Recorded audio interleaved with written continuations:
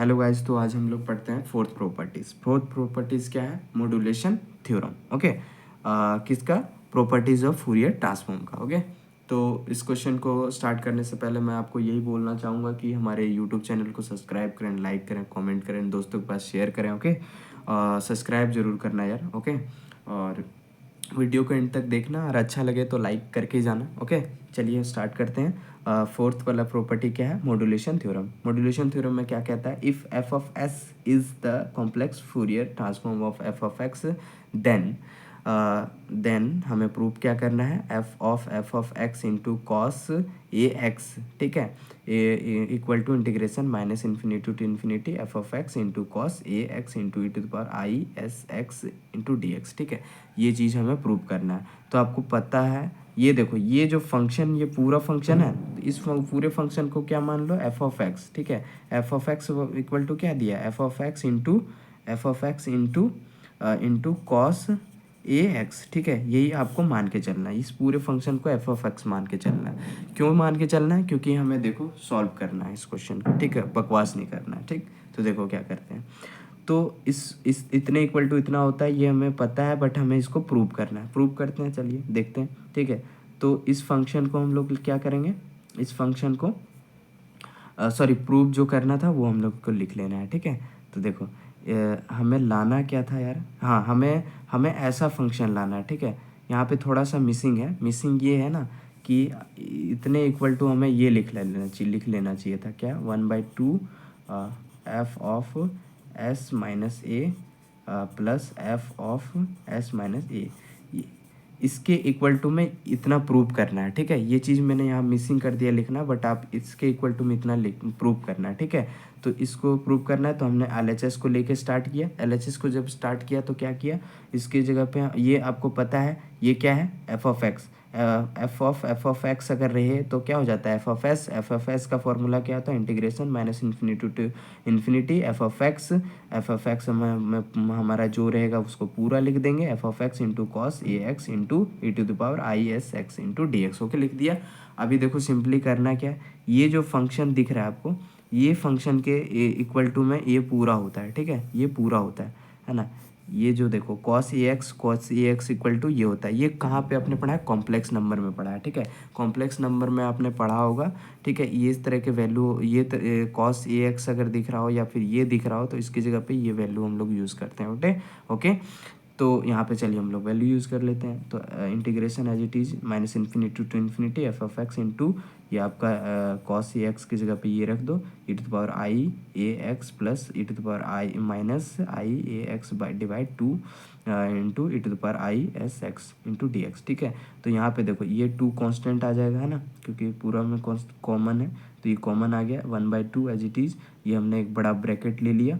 अब क्या करेंगे? इस वैल्यू को इसके साथ और इसके साथ मल्टीप्लाई कर देंगे। इसको एक साथ मल्टीप्लाई करके लिख लेंगे। इसको और इसको एक साथ करके मल्टीप्लाई करके स्प्लिट कर लेंगे। तो integration minus infinity to infinity F of X ये आ गया, ठीक है।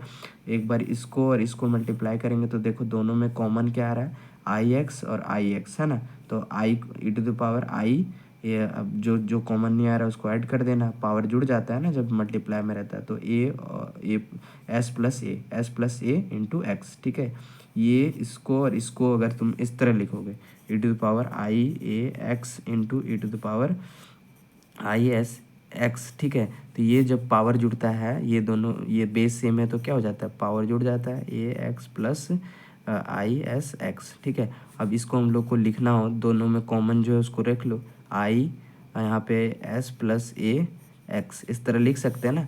इसको हम लोग इस तरह लिख सकते हैं। तो हमने लिख लिया वही वैल्यू को, तो इस वैल्यू को हमने क्या किया? यहाँ पे लिख लिया, ठीक है, इनटू ये डी एक्स, ठीक है। अगेन इसको इसके साथ मल्टीप्लाई करो, 2 तो बाहर चला गया, इसको इसके साथ मल्टीप्लाई करो और इसके साथ और इसके साथ। तो ये सब करने के बाद क्या होगा? इसमें भी कुछ कॉमन आएगा, उसको कॉमन को ले लेंगे, है ना। तो इंटीग्रेशन माइनस इन्फिनिटी, ये minus infinity to infinity F of X as it is और ये और ये सबको मल्टीप्लाई करने में हमारा कॉमन क्या आ रहा है, इसी के तरह से ये भी आएगा e⁻s - a आएगा। i - a क्यों आएगा, क्योंकि देखो यहाँ पे एक माइनस का फंक्शन है इसके, तो इसलिए -a × x × dx आ गया। अब देखो सिंपली करना कुछ नहीं है, 1/2 को एज इट इज़ बाहर लिख लेंगे, है ना। तो मैंने आपको बताया था क्या कि f(x) जब रहता है f(s) इक्वल टू हमारा क्या, integration -∞ to f(x) in sorry f(x) equal to लिख रहे हैं ना, f(x) equal two into e⁻s(x) × dx, ठीक है। तो ये जब फंक्शन रहता था तो ये फंक्शन रहता था f(x) लिखते थे, बट देखो यहाँ पे क्या s था, बट यहाँ पे s + a है, इसलिए यहाँ पे क्या आ जाएगा, यहाँ पे s + a आएगा, ये प्लस है, ठीक है, आपको कंफ्यूज नहीं करना है, ये प्लस वाला है, ठीक है।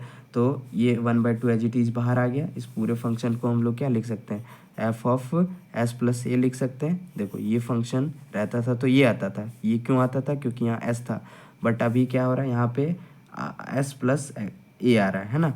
तो s + a हम लोग लेके चलेंगे, s + a है, ठीक है, अब कंफ्यूज नहीं करना, ये प्लस है, मैं बार बार बोल रहा हूँ।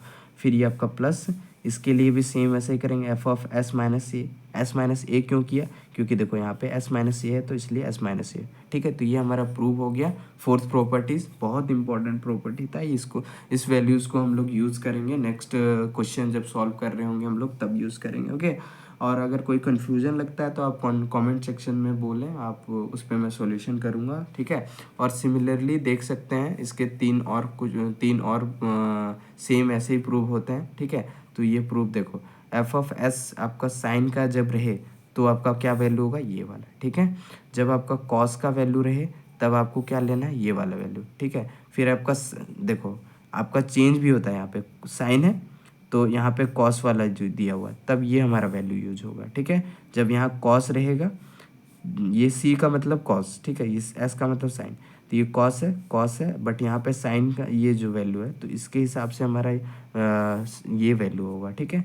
जो आपका क्वेश्चन इसके f(x) आपका खाली चेंज होगा, ठीक है, जो आपका f(x) चेंज होगा उसके हिसाब से इसका आंसर आता रहेगा, बट ये फॉर्मेट सेम रहेगा, ओके, मैं ये कह रहा हूँ। इसलिए हमने एक ही प्रूव किया, बाकी देखो एक प्रूव कर दिया ना, सेम यहाँ पे दिख रहा है, तो आपको ये प्रूव कर दिया, बाकी चीज़ को मैंने लिख दिया, सेम ही प्रूव होगा। इसको भी प्रूव करेंगे तो ऐसी तरह से प्रूव करना है और कुछ नहीं है, ठीक है। तो चलिए देखते हैं, यहाँ पे जब f(s) रहे, f(x) × sin ax रहे तो इसका वैल्यू क्या हो जाएगा, 1/2 bracket f(c) f(s - a) subscript c minus f(s + a) subscript c, ठीक है। तो ये आपका वैल्यू हो जाता है, ओके। तो चलिए आपका मॉड्यूलेशन थ्योरम इतना ही था, ठीक है।